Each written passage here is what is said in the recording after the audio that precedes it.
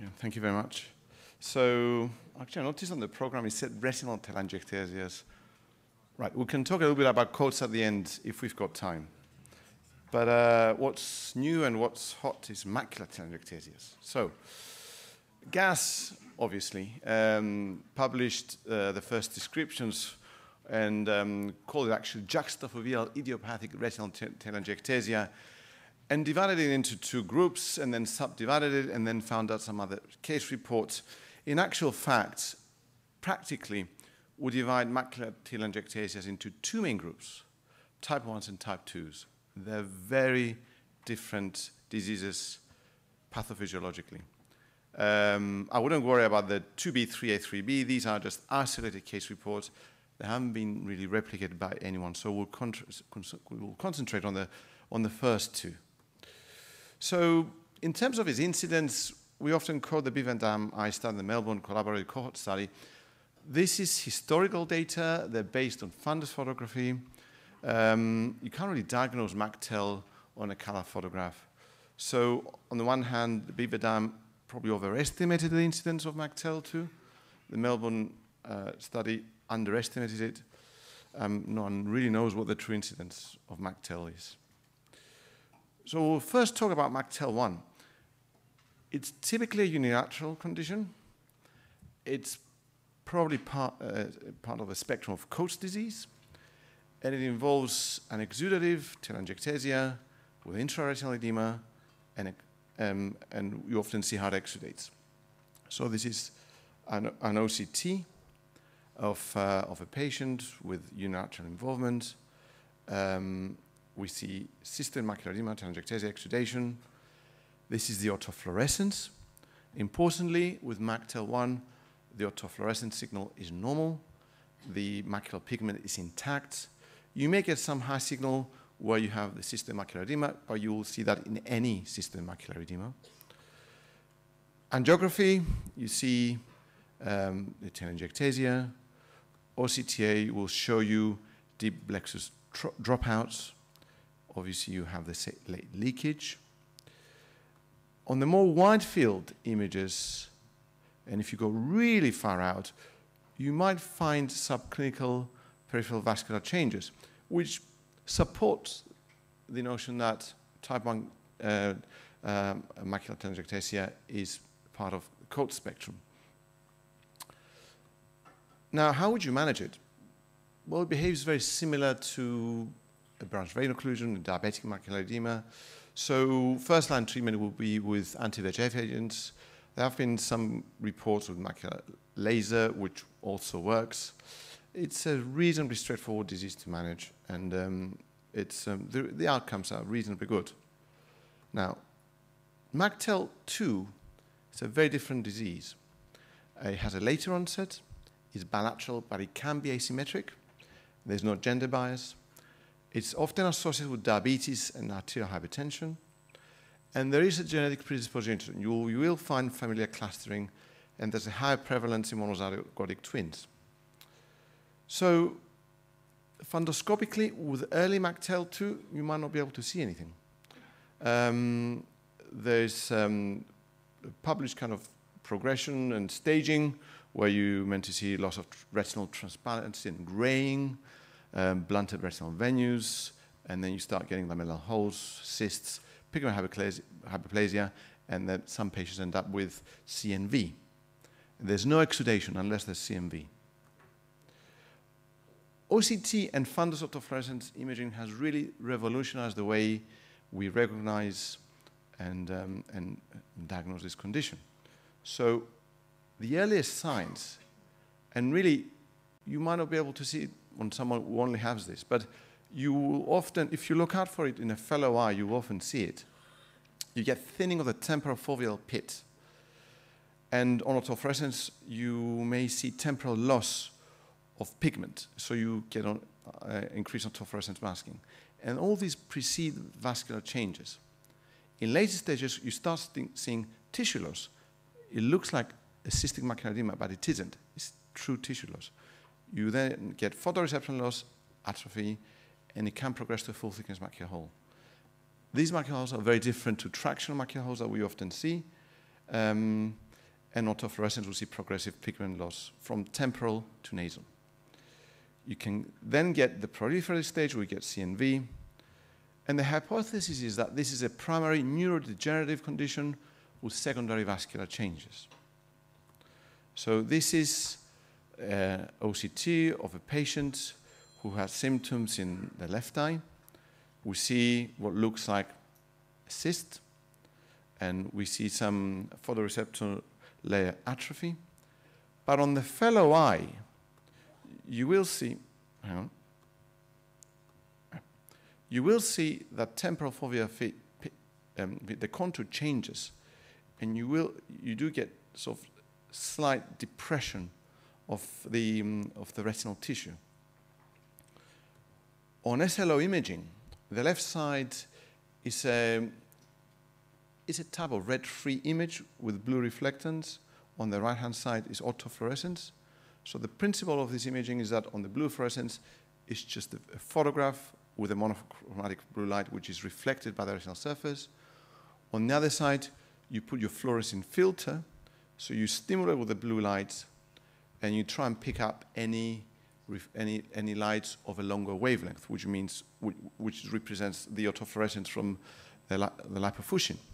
So on the one side, autofluorescence should be a uniform gray, it should be a uniform signal, apart from the fovea where you get absorption from the macular pigment. But as you can see in this case, you have loss of macular pigment and increase autofluorescence temporarily. And that corresponds to an increased area of reflectivity on the blue reflectance, which is the loss of retinal transparency that people have described. This is from a publication which is a slightly different type of imaging, but illustrates the loss of macular pigment from temporal to nasal as the MAC-TEL progresses. As you can see, the pigment imaging and OCT are displayed longitudinally. And you can see as the MAC-TEL progresses to atrophy, we have almost complete loss of macular pigment. Now, in terms of management, this is a very interesting story on the importance of practicing evidence-based medicine. So, with the advent of anti-VEGF treatments in the noughties, there have been case reports of ranibizumab inducing regression of cysts. So, sounds like a good idea. Let's start doing it. So, there was a prospective randomized controlled trial of monthly ranibizumab in MAC-TEL2. And the results of that study at 1 year, they found that in the treatment group, there was regression of the cysts, but the visions just stayed the same. So they stopped the trial. Interestingly, there were no more injections after year 1. But at year 5, the treatment group had much more atrophy and a worse visual outcome compared to the control group. So we must not use anti-VEGF agents in the non-proliferative stage of MAC-TEL2. Although these changes may look like cysts, they're not cysts, it's atrophy, and anti-VEGF agents seem to make that worse. Now, if there is CNV, then we should treat with anti-VEGF, but perhaps not. This is not evidence-based, but we should be cautious and try and treat as little as possible because of these long-term effects of anti-VEGF agents. And just maybe we should move to a PRing dosing as soon as possible rather than a treat and extend type protocol. Now, differential diagnosis with MAC-TEL1, it has fewer discriminating features compared to other exudative capillary inner retinal diseases. So, you know, you could see a patient who may have had an old, small, tiny macular branch retinal vein occlusion. It can look like MAC-TEL, but if you do angiography, you may find a more widespread vascular change compared to MAC-TEL1. Well, in a diabetic with established diabetic retinopathy, it can be pretty much impossible to differentiate MAC-TEL1 from a diabetic macular edema, but, you know, practically, the management is the same, so you just have to go in and treat it. Radiation retinopathy can look like MAC-TEL1, but there should be a history of radiotherapy, and on angiography, the involved area should be much wider. Also, you often see cotton wool spots, and retinal neovascularization with radiation retinopathy, something that you shouldn't see with MACTEL-1. With MACTEL-2, really with the advent of fundus autofluorescence, and now that we have all these new OCT markers, you know, it has, if you meet the diagnostic criteria, they should have a very high sensitivity and specificity. But with very early MACTEL-2, you need a high index for suspicion to look at and recognize these signs. Thank you very much.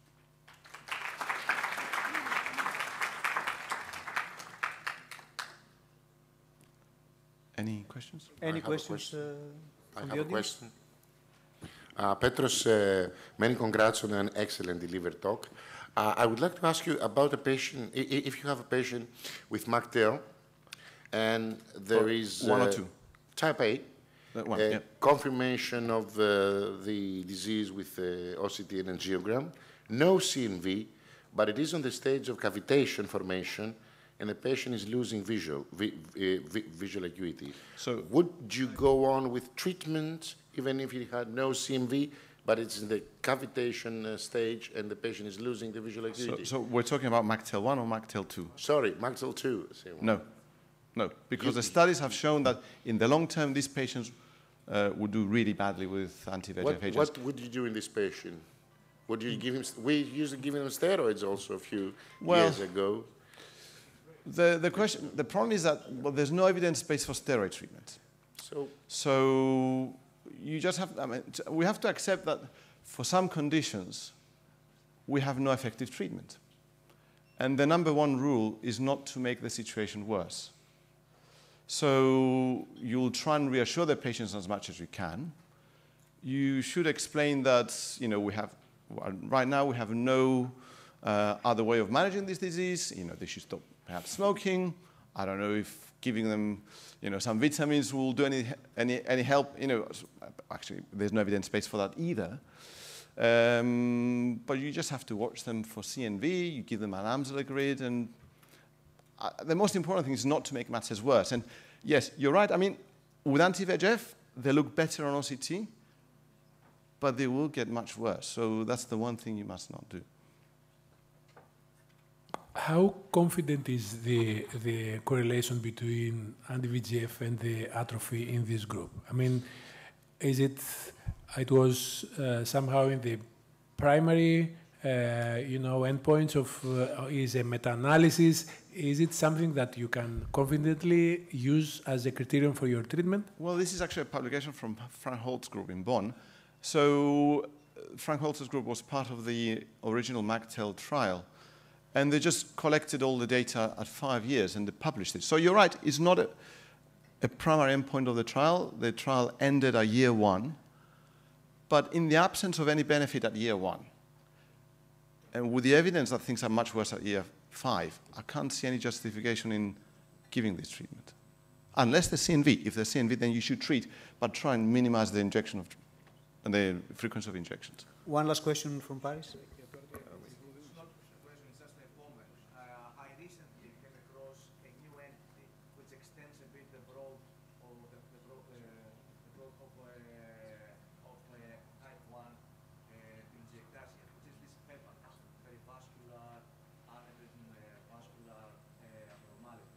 Okay. And essentially, it refers to an entity that you can see an isolated large aneurysm around the fovea. And this is something, I think that this was probably underdiagnosed because occasionally we do see these things. You're right. And we don't know what it is. It is quite different than the type A telangiectasia because type A has more telangiectatic vessels and this is just an isolated aneurysm. But I think it's good to know and it's good to broaden the spectrum of Yes, I mean, MACTEL-1, Coats disease, there's a huge spectrum of disease, and we know that anti-VEGF agents work really well for this. Just to make a little note, I know that the topic title was retinal telangiectasias. Maybe we should talk a little bit about Coats. We've got time, haven't we? Or no? We haven't, actually. No worries. Okay, great. Thank you.